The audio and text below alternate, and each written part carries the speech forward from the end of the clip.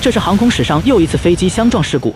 一架联航快运5925号航班正在准备降落，本趟航班的女机长是个地道的飞二代，16岁时就已经可以独自驾驶飞机，至今为止已经有着相当丰富的驾驶经验。而副驾驶则刚飞了2000小时左右。他们本次将要降落在一个没有管制的小型机场。About 30 miles to the north of the field, inbound for landing runway 13 at Quincy. Any traffic in the area, please advise. 机长在公共频率上通报自己飞机准备进场，因为在这种没有塔台指引的小型机场降落，飞行员之间的相互沟通就变得非常重要。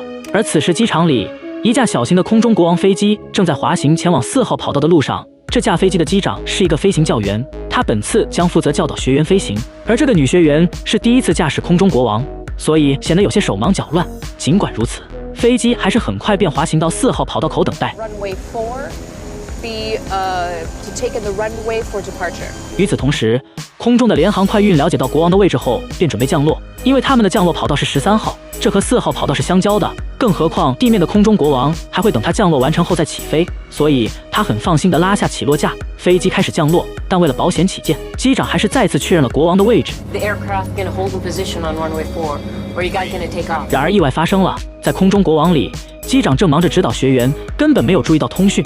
而此时在国王后面，还有一架小飞机正在排队起飞。他听到了空中联航的询问后，见国王没有反应，便通报了自己的情况。而他说的其实没有问题，清楚地交代了自己是处在国王的后面。但巧合的是，通讯传到联航飞机上时，恰巧飞机正在播报高度数据，这就导致机长将他错认为了空中国王。然而按理来说，这样并不致命。但不知道为什么，空中国王似乎忘记了机场上空还有架正在降落的飞机。教员加大油门，飞机开始在跑道上加速。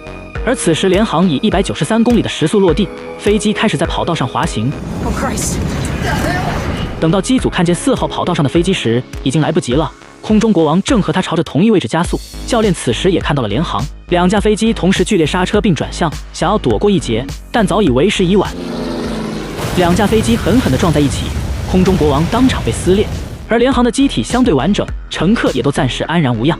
但飞机却燃起熊熊大火，机长让副驾去打开舱门，自己则留下关闭引擎。但悲哀的是，机舱门因为撞击导致变形，副驾根本打不开前门，无奈之下便向后移动，想要去打开后门，然而却在半路被浓烟呛晕。全机12人在这架飞机上苦苦挣扎，最终伴随着一场爆炸全部遇难。灾难发生后，调查组发现，空中国王的教练随着年龄的增长，飞行水平愈加下降，有次降落的时候甚至忘记放下起落架，而这次同样如此，马虎大意忽略了通讯频道，起飞前没有目视空域，实行看见避让原则，没有保持降落飞机有跑道优先使用权原则，最终造成这场灾难发生。